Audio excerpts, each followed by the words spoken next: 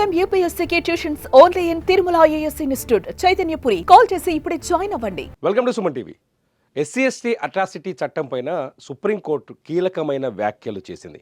తమిళనాడుకు సంబంధించిన ఒక వ్యక్తి కేసును విచారించిన సర్వోన్నత న్యాయస్థానం ST/ST అట్రాసిటీ కేసు 4 గోడల మధ్యనో ఒకరిద్దరి ముందు అంటే చెల్లదు, నలుగురిలో అన్నప్పుడు మాత్రమే అట్రాసిటీ కేసు వర్తిస్తుంది అని చెప్పేసి వ్యాఖ్యలు చేసింది.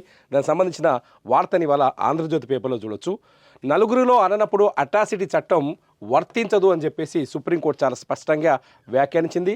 కావాలనే అందరెదుట అవమానించే ఉద్దేశంతో దూషిస్తేనే ఆ చట్టం వర్తిస్తుంది. కావాలని అందరెదుట అవమానించేలా దూషిస్తేనే ఆ చట్టం వర్తిస్తుంది. I'm repeating same word.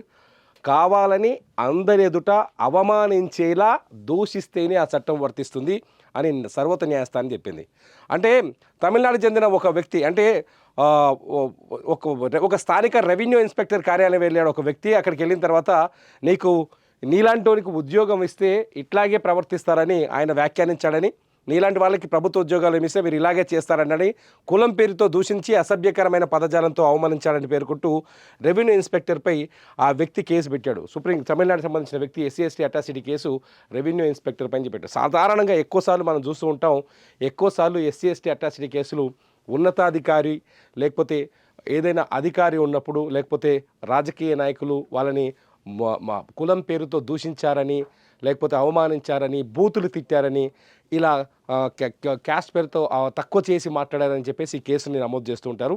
ఈ కేసు పట్ల కొందరు బాధితులు కూడా ఉన్నారు. చాలామందికి తెలుసు, కొందరు బాధితులు కూడా ఉన్నారనేది చాలామందికి తెలుసు. ఈ నేపథ్యంలోనే సుప్రీంకోర్టు చేసిన ఈ వ్యాఖ్యలు ఇప్పుడు కీలకంగా మారాయి. ఇకపోతే అంటే SC/ST అట్రాసిటీ కేసు విషయంలో ఎవరు ఎలా పడితే అలా కేసులు పెడితే కేసు నమోదు చేసే అవకాశాలు నువ్వు కోర్టుల్లో చెల్లవనేది ఇంకొకసారి సుప్రీంకోర్టు వ్యాఖ్యలతోటి అర్థమవుతోంది.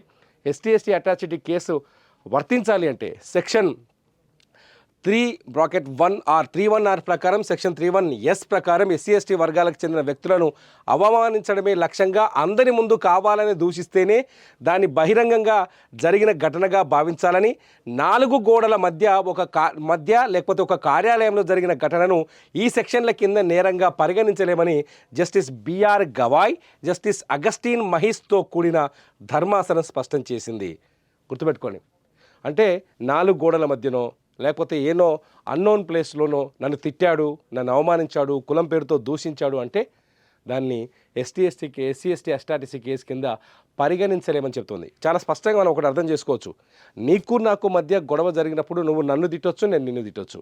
అక్కడ కులం, క్యాస్ట్ అనేది వస్తుందా రాదా అని మనం చెప్పలేం. అంటే కులం పేరుతో తిట్టాడని, లేకపోతే నువ్వు నన్ను కులం పేరుతో తిట్టచ్చు, నేను నిన్ను కులం పేరుతో తిట్టవచ్చు, ఇద్దరమే ఉన్నప్పుడు. కానీ అది అవమానం కిందికి రాదు అంటుంది సుప్రీంకోర్టు చాలా స్పష్టంగా. ఏదొస్తుంది, ఒక వ్యక్తిని, ఒక చిన్న SC కానీ ST కానీ అంటే దళిత సామాజిక వర్గానికి చెందిన వ్యక్తిని నలుగురిలో అంటే కొంతమంది వ్యక్తుల మధ్య అవమానించే విధంగా తిడితే, అతని పరువుని తీసే విధంగా తిడితే, కులం పేరుతో అతన్ని కించపరిచే విధంగా తిడితే, కులం పేరుతో అతన్ని దూషిస్తే తప్ప ఈ కేసు అట్రాసిటీ కాదది అని సుప్రీంకోర్టు ధర్మాసనం చెప్పింది. ఇది చాలా కీలకమైన నిర్ణయం. సుప్రీంకోర్టు నిర్ణయం ఇలా ఉండడం వల్ల ఇక నుంచి SC/ST అట్రాసిటీ కేసులో కూడా కొన్ని నియమ నిబంధనలు పాటించాల్సిన అవసరం అయితే ఏర్పడింది. మరి మీరేమంటారు? ఈ వీడియో కింద కామెంట్ చేయండి.